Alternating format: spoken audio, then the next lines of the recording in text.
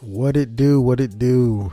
It's your boy Jonathan Rosario, and you are listening to the Limelight Highlight Podcast, the podcast that highlights those making a difference and brings their stories into the limelight. I hope everybody had a positive and productive week, or whatever time period frame that it is you are listening to right now.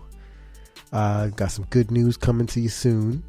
But before we get into that, this week coming up is Valentine's Day. If you don't have anybody you're romantically or emotionally involved with, you can always find a stranger to do something nice for. As weird as that might sound, we got to break that stigma, you know what I mean? And when you do find whatever random act of kindness you do decide to help a stranger out with, be sure to share it. Let me know. I want to make this show as interactive as possible for everybody who listens, and give shout outs and recognition for those who are actually being involved in making the world a little better. And if you do feel the urge to do something nice and you don't know what you can do to do something nice, you can always pay it forward. That idea where you buy somebody's meal who's in front of you at line, or vice versa, behind you at line, and then they're like, oh snap, somebody bought me a meal, I can buy them a meal, and so on and so forth. And you spread that disease, which is called goodness, that we are severely lacking in today's world. I just thought that was cool. Now, talking about spreading some stuff, you can always spread some good news, like sharing this podcast, or at least one story you come across this past week or this coming week. And that's with anybody, anybody you see on the streets, your friends. Kind of spark that positive conversation with everybody, including me. I'd love to hear from some of you listeners about a feel-good story or something that inspired you, so we can share it on the Limelight Highlight and help everyone get involved into doing something positive. Now, for the podcast coming up this week, in a short couple seconds here, we have some stories that we'll be going over today. We'll discuss our first topic, which is what three brothers who started a candle business are doing and what they're doing with their funds, as well as what this woman did for 130 abused and neglected kids. Yeah, it's took a turn there, but and find out what they did with this super old tree stump and some books. I promise you'll never guess it. And after that, we will find out who this week's person of the week is on the Limelight Highlight, as well as other lesser known organizations out there making a difference that you may or may not have known before. All that and more coming up on the Limelight Highlight, so stick around, and thanks for tuning in. Also, remember, it's always it's Black History Month. So when I mean Person of the Week award or all that stuff, it's because the Person of the Week award is going to be a person who significantly made a difference in history or in today's society. And those organizations I'm talking about are also a little lesser known Black-owned organizations helping minority communities and things of that nature. So I'm going to stop talking your ear off and let's get started with the show.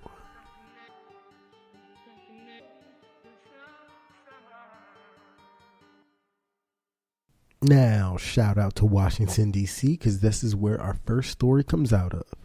And it is about three young brothers. Literally, they're three brothers, and they're by the ages of 13, 10, and 8, and they go by the Gill brothers. Now, the reason I took these, or the reason I'm sharing this one, is because they're basically leading by example and showing what all entrepreneurs should be doing. Anyway, entrepreneurs that are making a significant amount of money. Now, I get the name of the game is making money. For the most part, everybody who becomes an entrepreneur is doing it because they don't want a boss. They want to be independent. They want to make money, and they want to make an impact on the world, kind of leave their mark in some way, shape, or form. So why not give just a little bit back while you're doing it, right? Now, that's why I like the Gill brothers, because they started a candle business known as Frères Branchés. I hope I said that right. I probably butchered it. It looks French. But anyway, they started this business for two reasons. And the two reasons was because they wanted to be able to afford Nerf guns and video games. What all young boys dream of, right? I know I to this day I'm a grown ass man. I still want some Nerf guns. Some things look dope. But anyway, these brothers also wanted to do something extra.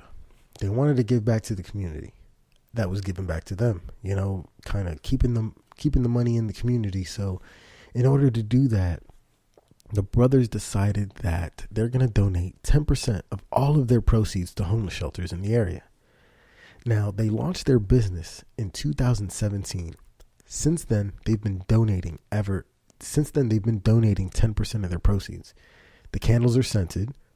They are soy-based, which means they're biodegradable and eco-friendly. And that's almost one of the main reasons they kind of got caught on and took off so much. You know, since the launch in 2017, their candles can be purchased at several different stores in Washington, D.C.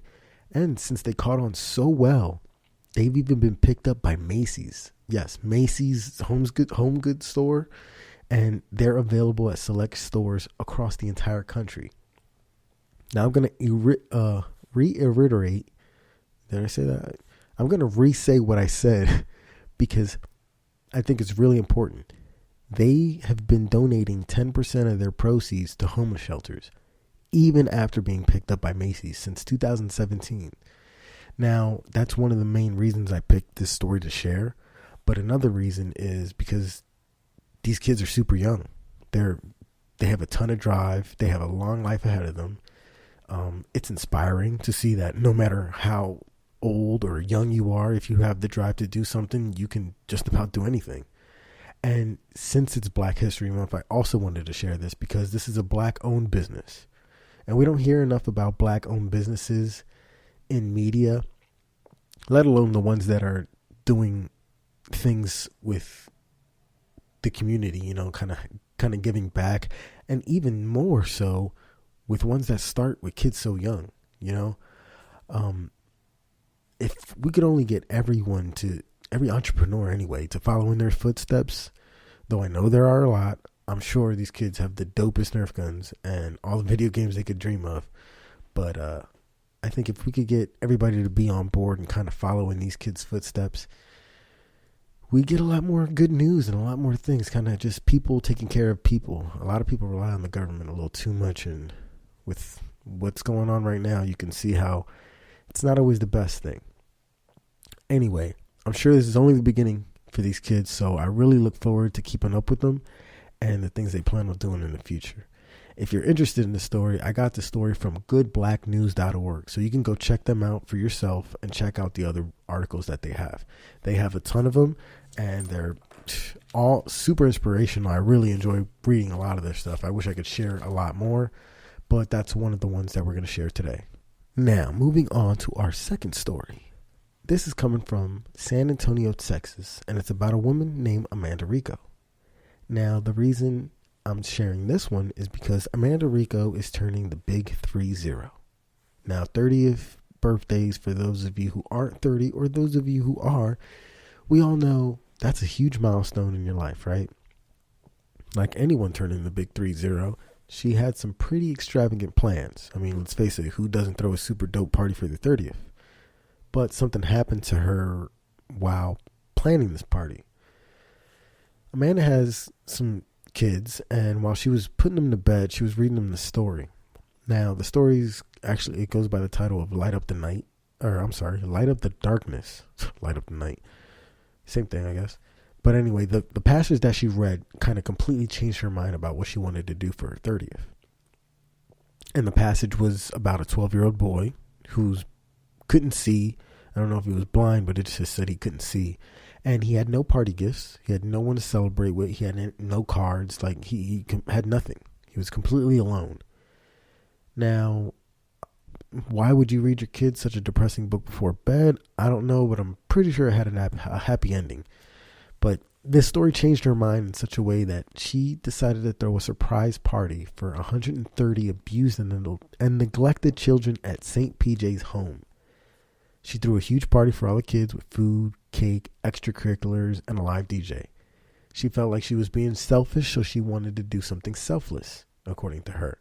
So with some help of, volunteers, she put a nice shindig together for a bunch of kids. And you think, wow, how awesome. Somebody putting a huge milestone of a birthday to the side like that and make it about the less fortunate kids and made sure they had a good time instead of her going to clubs or clubbing or having a big, huge birthday bash for herself, Now, if that doesn't make you feel super selfish and crappy, she and her husband even raised over $1,500 on GoFundMe to buy some of the stuff these kids needed, like hygiene products, shoes, clothes. And I'm not telling you not to party on your 30th. I'm just sharing a story, hopefully inspiring somebody to perform a random act of kindness and pay it forward too. It don't even have to be on your birthday. Just do it, So I'm sure Amanda and all those who helped put her things together surprised all these kids and made all of them super happy. And,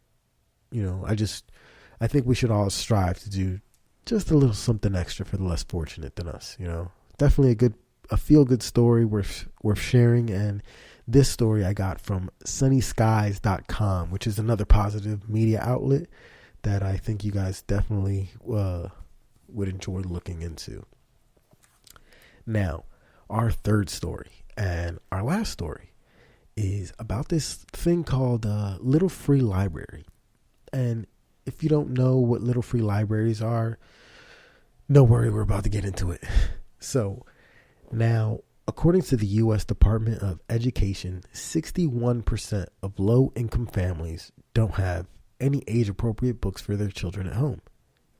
And I'm sure we can all agree how important books are for kids.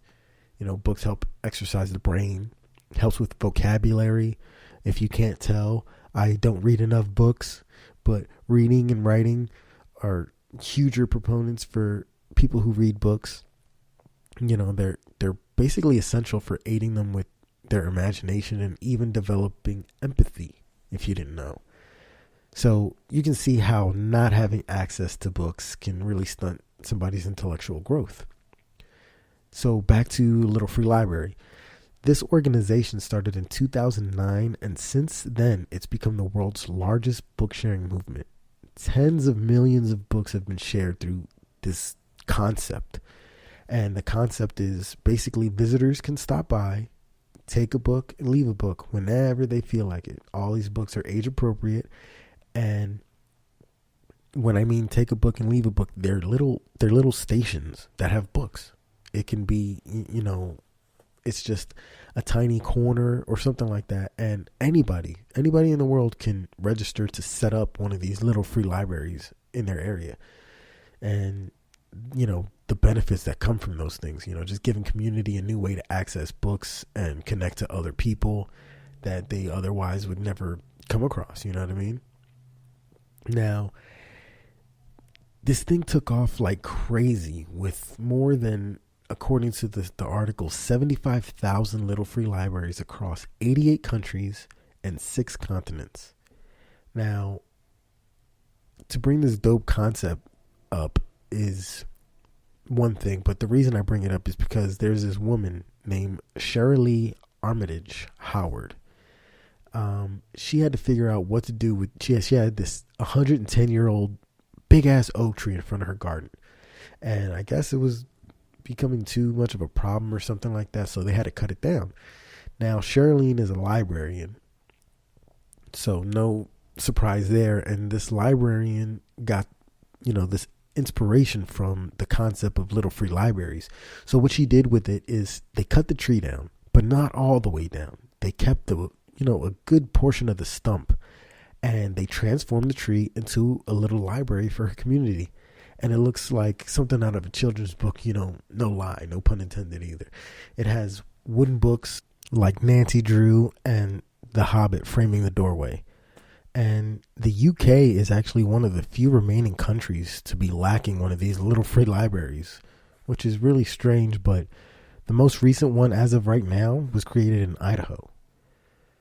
The reason I bring this story to the Limelight Highlight is because in this age of technology, you see a ton of kids with their faces glued to a screen. And even though I don't have kids, I know what it's like to have that feeling of accomplishment when you actually have a book with papers and you read it all the way through.